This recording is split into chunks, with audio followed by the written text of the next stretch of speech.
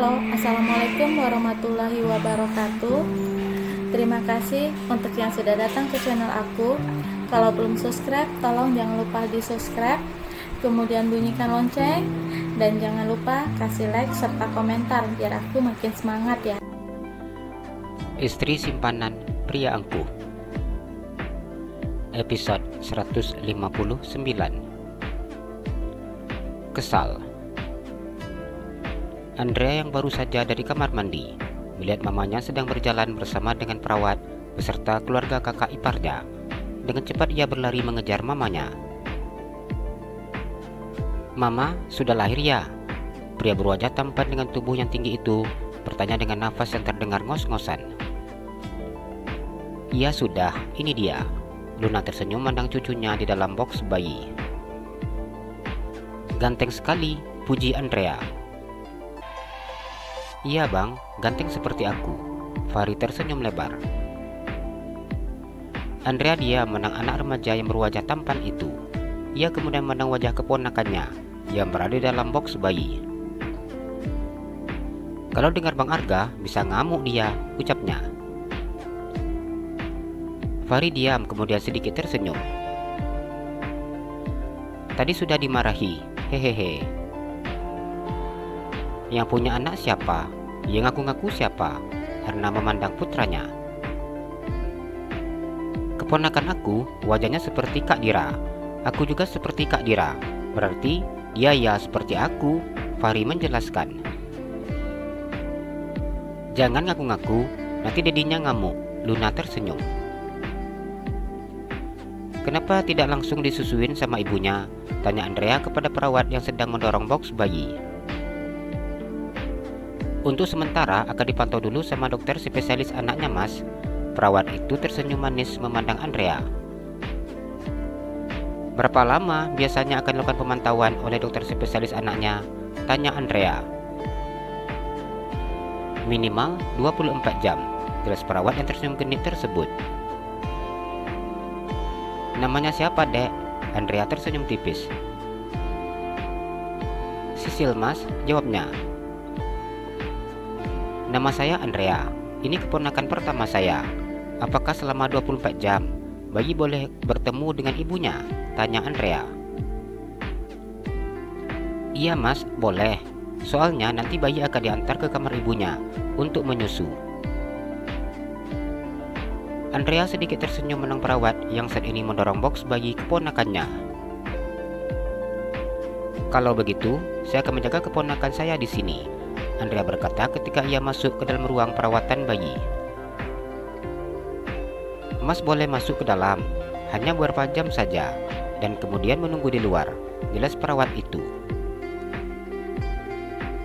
"Aku tidak percaya bila keponakanku tidak aku lihat secara langsung. Jadi aku akan berada di dalam ruangan ini menjaganya. Kalian tidak usah khawatir, aku dalam kondisi sehat. Boleh cek kondisi tubuhku," Andrea meyakinkan perawat tersebut. "Kami akan konsultasikan hal ini kepada dokter anaknya terlebih dahulu, karena memang aturannya bayi di sini ditinggalkan saja, dan kami yang akan menjaganya," jelas perawat yang berwajah manis itu. "Aku akan menjaganya di sini hingga keponakanku diperbolehkan bergabung dengan ibunya." Andrea sedikit tersenyum dan bujuk perawat yang bernama Sisil tersebut. Pria itu kemudian mengedipkan sebelah matanya. "Saya akan katakan nanti kepada dokter spesialis anaknya mas," ucapnya tersenyum malu. "Tolong ya, bila perlu melakukan pengecekan kondisi saya terlebih dahulu, saya akan lakukan," ucap Andrea. Meskipun di rumah sakit ini keluarganya memiliki saham kepemilikan 50%, namun Andrea tetap sangat sopan minta izin kepada perawat. Sisil menganggukkan kepalanya. "Saya nanti akan menghubungi direktur rumah sakit untuk minta izin. Saya tidak ingin kamu repot karena permintaan saya," Andrea tersenyum tipis. Luna yang sejak tadi mendengar obrolan putra bungsunya dengan perawat rumah sakit hanya bisa tersenyum.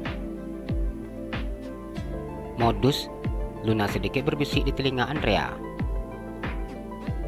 Andrea tersenyum mendengar ucapan mamanya. Pria berwajah tampan itu sedang menang pantulan dirinya di depan cermin.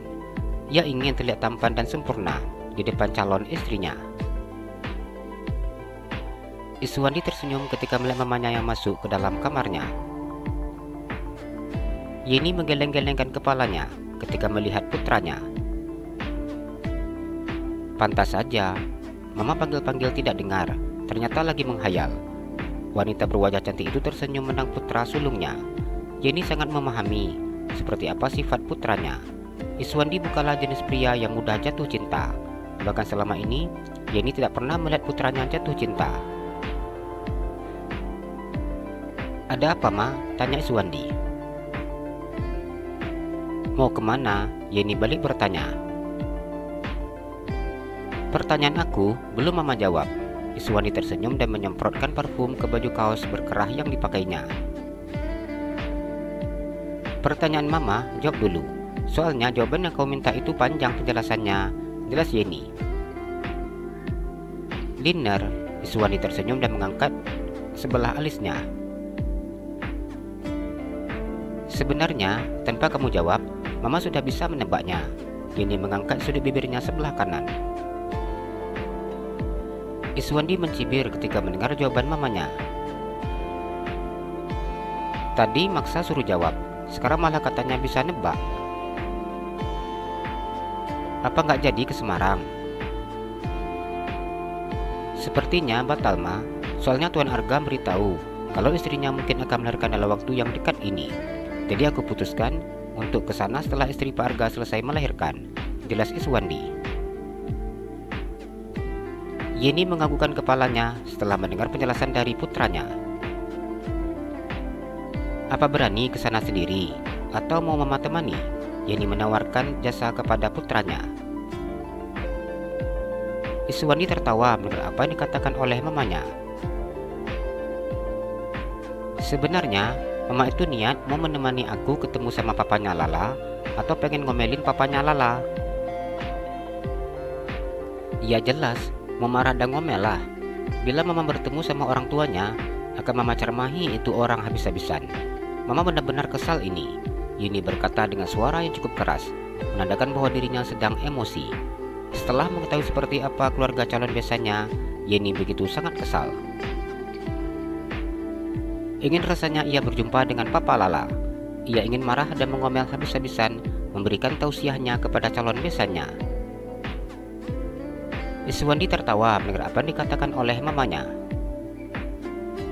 Bila sapinya hilang, sudah pasti dia akan mencari keliling rumah.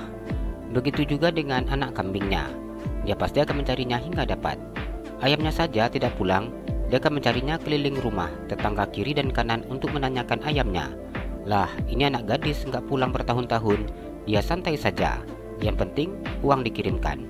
Dia tidak tahu seperti apa kondisi anak gadisnya. Yeni begitu sangat kesal dengan calon besannya. Dirinya juga memiliki seorang anak gadis. Ia selalu memantau anak gadisnya dan sangat menjaga anak gadisnya dengan sangat baik. Yeni tidak memberikan kebebasan kepada anak gadisnya. Selama ini, Tasha tidak bebas pergi kemana-mana, apalagi bersama dengan teman laki-lakinya. Iswandi menganggukkan kepalanya. Dirinya juga begitu sangat marah dengan calon mertuanya. Namun Iswandi harus bisa mengendalikan dirinya. Tugas orang tua terhadap anak perempuannya sampai menikah. Dia tidak melakukan tugasnya seperti itu. Mama sungguh tidak bisa membayangkan anaknya yang masih remaja harus bekerja membantu di kantin sekolah cuma untuk dapat makan. Begitu SMA, bekerja sepulang sekolah. Itu artinya dia memang benar-benar tidak mendapatkan pendidikan rumah tangga orang tuanya. Bahkan dia juga tidak bisa menikmati masa remajanya yang masih senang berkumpul dengan teman-teman seusianya. Setelah mengetahui seperti apa kehidupan Lala, Yeni tidak menyalahkannya sama sekali. Dia justru merasa kasihan melihat Lala yang tidak mendapatkan kasih sayang orang tuanya. Bahkan, gadis itu dimanfaatkan untuk mencari uang. Setelah Lala menikah dengan aku nanti, dia akan menjadi tanggung jawab aku, Ma. Aku juga akan mendidiknya, jelas Iswandi. Mama lihat anaknya baik kok, penurut. Jadi kau pasti bisa mendidiknya, jelas Yeni. Iya, Ma, aku pamit dulu. Sudah janji dinner soalnya. Iswandi tersenyum dan mencium punggung tangan mamanya. Hati-hati, ucap Yeni. Iya ma, assalamualaikum. Iswandi mencium pipi mamanya. Hei sudah, mau nikah ya? Yeni yang mengusap pipinya. Hahaha, Iswandi hanya tertawa dan kemudian pergi. Jalan-jalan ke Pekanbaru, jangan lupa beli sepatu. Kalau kamu suka channel aku, please subscribe aku. Terima kasih.